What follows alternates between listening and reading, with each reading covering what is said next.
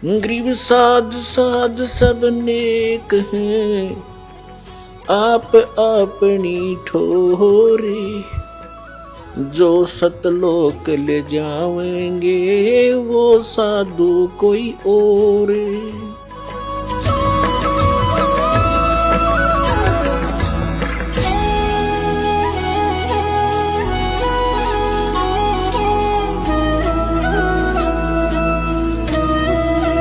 जिसमें श्री रामचंद्र जी वनवास में थे, सीता जी का अपहरण हो गया था उनकी धर्मपत्नी का। वो लिपट लिपट कर पेड़ों से और वन के वन्य जानवरों से रो रहे थे, पूछ रहे थे मेरी सीता को देखा। ऊपर से भगवान शिव और पार्वती भी झांक रहे थे। भगवान शिव ने प्रणाम किया क्योंकि ये उनके बड़े भाई हैं। पार्वती ने देखा कि आप किसको प्रणाम कर रहे हो। भगवान शिव ने कहा कि नीचे भगवान विष्णु है राम रूप में, मैं उनको प्रणाम कर रहा हूं। पार्वती कहने लगी भगवान होकर रोए, मैं तो नहीं मानती ये विष्णु जी हो सकते हैं, मैं इसकी परीक्षा लूंगी। भगवान शिव ने कहा कि तू परीक्षा मत लेना और सीता रूप मत बनाना, मेरे काम की नहीं रहेगी तू। उस समय तो पार्वती जी ने कहा कि ठीक है, मैं नहीं परीक्षा लूंगी। जब भगवान शिव जी इधर उधर गए सैर सपट्टे को, पीछे से सीता रूप बनाया, श्री रामचंद्र जी के सामने खड़ी होगी। अब रामचंद्र जी ने उस समय पार्वती जी को पहचान लिया, क्योंकि काल ने उसकी बुद्धि ऑन कर दी और पहले ऑफ कर दी। अपनी पत्नी का तो न्यों पता ना हुआ, ले गया कौन उठा के, और फिर वो ज्योतिषी हो गया, भविष्य वक्ता हो गया। एकदम पहचान लिया कि तू तो पार्वती है। ये दक्ष पुत्री यहां कैसे आ गई, भगवान शिव को क्यों छोड़ाई। वो शर्मिंदा हुई, आके भगवान शिव से कहा कि सचमुच वो तो सचमुच विष्णु जी हैं, आप ठीक प्रणाम कर रहे थे। तो शिव जी बोला कर दिया काम, ले ली परीक्षा। हंसने लगी, नीचा मुंह कर लिया। तो उस दिन से उसने भगवान शिव ने कहा कि तू आज मेरे काम की नहीं रही, क्योंकि तूने मेरी मां का रूप बना लिया। बड़े भाई की पत्नी माता के तुल्य होती है कि तूने मेरी मां का रूप बना लिया, मेरे काम की पत्नी रूप में नहीं रही। तो पुण्यात्मा युग काल के इसे बखेड़े हैं। अब उस पार्वती ने सोचा कि यो पक्का है जद का। अब यो मुंह तो बोला नहीं, बोलना बंद कर दिया। कई दिन तो रही उसके साथ, फिर वो बात ही नहीं कर रहा, मुंह फेर कर बैठ जाता है। पार्वती ने सोचा यो तो नरक हो गया, घर नहीं रहा। तो बेटी को फिर कुछ दिखाई नहीं देता, अपना पीहर दिखाई देता है माय का। उन्होंने सोचा अपने मां के चलती हूं, कुछ दिन इसकी बुद्धि ठिकाना आ जाएगी। अब वो आ गई राजा दक्ष के घर पे, अपने पिता के घर पे। उधर से राजा दक्ष के घर पर एक यज्ञ चल रहा था, धार्मिक अनुष्ठान हो रहा था। और धार्मिक अनुष्ठान में ये नियम था उनका, ब्राह्मणों का बनाया हुआ, ऋषियों का।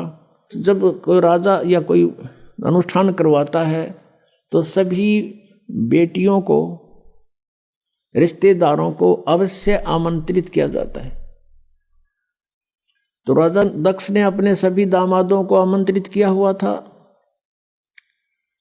लेकिन शिव को और पार्वती यानी उस शक्ति को नहीं आमंत्रित किया था, अपनी पुत्री को। कारण क्या था कि भगवान शिव के साथ उसने, गिरजा ने अपनी मर्जी से विवाह किया था। राजा दक्ष इस विवाह के पक्ष में नहीं था। बहुत विरोध भी करने के बाद इस गिरजा ने भगवान शिव से विवाह करके चली गई थी। इससे अक्षुब्ध होने के कारण पार्वती को और शिव को नहीं बुलाया था। तो पार्वती ने घर पे देखा कि सभी बहन आई हुई हैं और उनके पति भी आए हुए हैं, उनका उचित आसन दे रखा है, सबका प्रतिदिन का भाग भी उनको समर्पित कर रखा है। जैसे पंडित आपने देखा होगा ना, पंडितों का सांग न्यारा होता है। जैसे विवाह कराते हैं, फेरे कराते हैं, कहेंगे करके दो सुबह सुबह दर दे 11 रुपये, फिर सुबह सुबह 21 वहाँ रख दे, 22 उसको दे दे, 5 उसके हाथ में दे दे, फलाने का तिलक कर दे, ये न्यू रखा करे। तो ऐसे ही वहां कर रखा था कि प्रतिदिन जितने भी वो दामाद आए हुए थे सबको जो हिस्सा होता था 500 रुपये इनको दे दो, वहां रखे जाते थे उनके सामने। तो ऐसा किया जा रहा था। भगवान शिव का कहीं आसन भी नहीं था, और जो बहनों के बटेऊ यानी पति नहीं आए हुए थे पार्वती की बहनों के, उनका आसन लगा रखा था, उनका हिस्सा फिर भी वहां रखा जा रहा था, उनका स्थान निर्धारित अलग से किया हुआ था। शिव का वो भी नहीं था। तो पार्वती अपनी मां के पास गई। अब बेटी का मां के ऊपर जोर चला करे, अपनी मां से जाकर कहा कि मां, तुमने सभी मेरी बहनों को बुला लिया और उनके पति भी आए हुए हैं, लेकिन आपने अपने दामाद को नहीं बुलाया, ना हमें आमंत्रित किया। तो मां ने कहा, बेटी मैंने तो तेरे पिताजी से बहुत कहा, लेकिन ये अपनी जिद पर अड़ा हुआ है और गलती बेटी तेरी भी है। तूने अपने पिता की आज्ञा का उल्लंघन करके विवाह किया है, जिससे वो अशुभ है।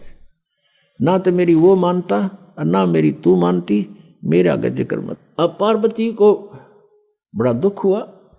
फिर वो अपने पिता के पास गई और पिता से प्रणाम करके कहा कि पिताजी, आपने अपने दामाद को आमंत्रित क्यों नहीं किया और सभी को कर रखा है।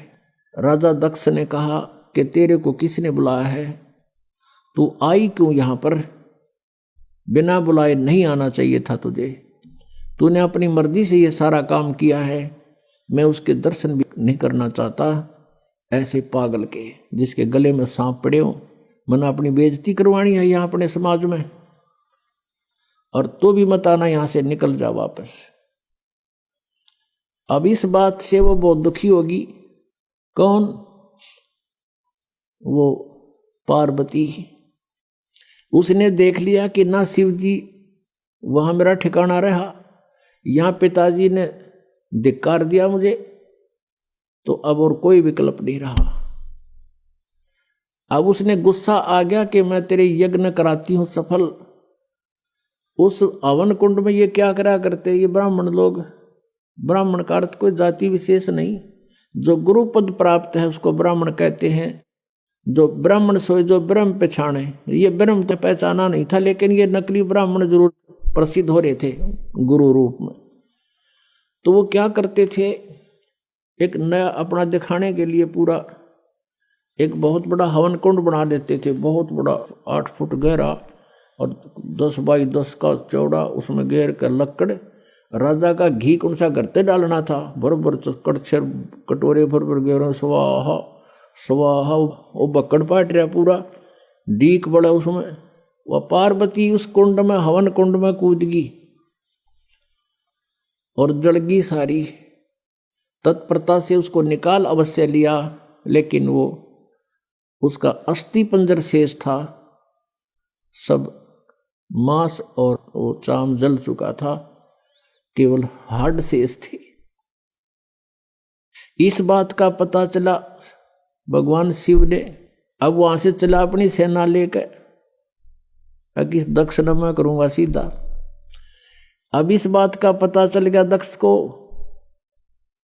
कि भगवान शिव चल पड़े अपनी पूरी गणों को लेकर के। उधर से जो आए हुए थे अतिथि, उनमें ब्रह्मा जी और विष्णु जी भी उपस्थित थे। अब जब उनको न्यू पता चला कि शिव जी आ रहे हैं पूरी सेना के साथ, तो भगवान विष्णु भी खिसकन लगे और ब्रह्मा जी भी खिसकन लगे। ब्रह्मा जी तक खिसके गए, कंते कंते भी चले गए, कोई कौन मरे सिर फुड़वा के। दक्ष ने भगवान विष्णु से हाथ जोड़कर कहा, आपको मैंने संरक्षक रूप में बुला रखा था, मेरी यज्ञ संपूर्ण हो तब तक आपको आमंत्रित था, आप मेरी रक्षा के लिए आए थे, आप भी जा रहे हो।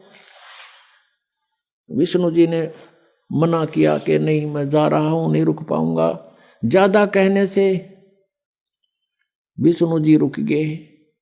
उधर से शिव जी ने अपना एक गन तैयार किया अपनी जटा से, अपने मंत्र सिद्धि से, और उसको भेज दिया भैरव को कि जा तू उनके साथ युद्ध कर, मैं आ रहा हूं पीछे पीछे, पहले तू संभाल उन्हें। भगवान विष्णु का और उसका युद्ध हुआ। विष्णु जी युद्ध में पराजित होकर के भाग गए छोड़कर ने। उधर से भगवान शिव आ गया। शिव जी ने राजा दक्ष की नाड़ काट दी, गर्दन काट दी। ये तो लंबी कहानी है। फिर और वो कहते हाथ पांव जोड़े, उसने रहम आ गया, एक बकरे की गर्दन उसका दक्ष का ला दी, बकरे का मुंह कर दिया ऊपर से। अब जब तक इनके श्वास हैं तो ये भगवान उनको एज इतना लाभ दे सकते। फिर क्या देखा, अब पार्वती को वहां जला हुआ देखा। भगवान शिव में मोह का सागर उमड़ गया। जब तक मुंह फेर कर सोया था, और अब उस जड़े हुए कंकाल को सीने से लगा लिया उठा के, और पार्वती पार्वती पार्वती पागल सा होकर न घूमो जंगला में गए, नाना ने दौड़ा। कहते 10,000 वर्ष तक ऐसे भटकता रहा, और उस अस्थि पिंजर को साथ सीने से लगा रहा पार्वती जान के। कहते हैं फिर भगवान ने देखा कि ये तो बिल्कुल मोह के अंदर पागल हो चुका है। कहते हैं सुदर्शन चक्र से उस अस्थि पिंजर के यानी पार्वती वाले उस बॉडी के हड्डों को सुदर्शन चक्र से छिन्न भिन्न कर दिया। कहते हैं जहां आंख पड़ी वहां नैना देवी, जहां धड़ गिरा वहां वैष्णो देवी, जीभ गिरी वहां ज्वाला देवी के मंदिरों की स्थापना होगी। अपुणात्माओं ये जैसे वैष्णो देवी का मंदिर, ज्वाला जी का मंदिर, और जैसे नैना देवी का मंदिर, ये जो मंदिर होते हैं ये यादगार होती हैं। ये यादगार बनाई गई थी कि जो इतिहास है पुराणों में, आने वाले समय में कोई इनको झूठा ना कह दे, इसलिए वो यादगार बनाई गई थी, छोटी छोटी मंडी सी। और वहां पर पुजारी बैठा दिए गए थे, आसपास के लोगों के द्वारा एक पैसा इकट्ठा करके उनको वहां एक नौकरी के तौर पर छोड़ दिया था कि तुम आने वालों को यहाँ कोई दर्शनार्थ आवे तो इतिहास बताना कि ये मंदिर ऐसे बना है। बस इतना काम था उस पुजारी का। फिर समय बदलता चला गया, उसको किसी ने पैसे देने बंद कर दिए, तो उसने फिर वहाँ चढ़वाना शुरू कर दिया कि अभी आए हो तो दान भी करो। ऐसे फिर पीढ़ी दर पीढ़ी चल करके तो वहाँ इस प्रकार दक्षिणा का भी एक रिवाज बन गया। वास्तव में ये सिर्फ इतना ही काम है कि ये यहाँ ऐसी घटनाएं घटी थी।